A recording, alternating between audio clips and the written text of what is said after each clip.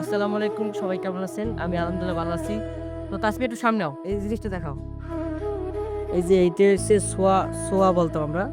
সোয়া বা একটা কি যেন একটা যাই হোক কইতাম। ছোটকালে সোয়াই বেশিরভাগ কইতাম। অন্য কোনো নামে চিনতাম না। তো এই জিনিসটা ছিঁড়তে আছি। এই যে এটা দেখাও।